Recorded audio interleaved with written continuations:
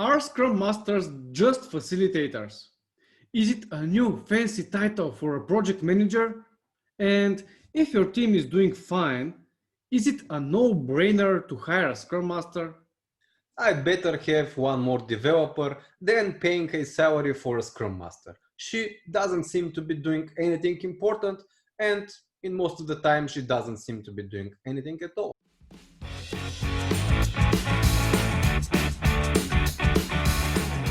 The first thing we want to make clear is that the role Scrum Master comes from Scrum.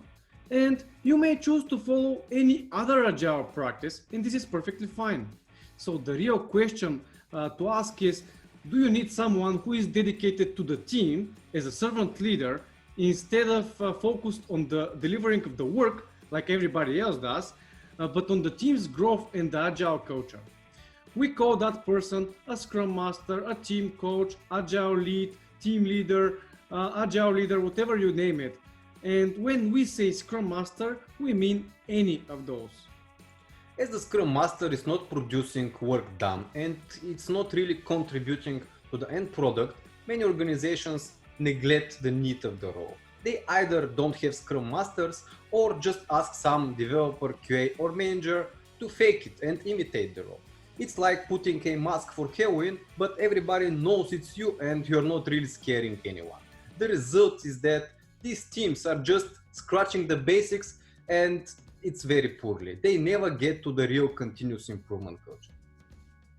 Funny enough, most of these same organizations report issues and they have problems with their team morale and retention. They have bad product quality, missed deadlines, many unhappy customers, and a lot of wasteful processes. And even if their teams have seemingly sufficient productivity right now, nothing really improves and the big problems are never addressed and solved. The work of the Scrum Master is often not visible for the naked eye, except if you have a big impediment and you can see your Scrum Master moving around and trying to remove the impediment. Being a servant leader, the Scrum Master supports and facilitates. He helps the team to grow. That involves activities like just observing or reflecting on the observations. It's like things that we can do, for example, different discussions and retrospectives, and we want to let the team make mistakes in order to learn. Without a person dedicated to the growth and improvement, your teams will just get to some natural state of their development and will get stuck there.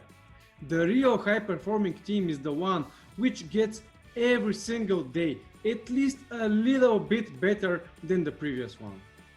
As a conclusion, when you replace your Scrum Master with a developer, you just get one more person focused on the delivery. But if you invest on your Scrum Masters, your team can easily double its productivity and efficiency. You will have someone who is constantly focused on the system. Think of it as a machine which needs maintenance and care in order to get more load and work. Okay, if your team is already high-performing, self-managing, continuously improving every single day, okay, every week let's say, delivers the highest possible quality every single time, capable to remove all the blockers and impediments like they were nothing. If your product owner is a master, does an amazing job prioritizing and maximizing the value of the product, and everyone in the organization works like in a perfect harmony, then go ahead, fire all the Scrum Masters right away. You don't need them. But if this is not your reality, we advise you to think again.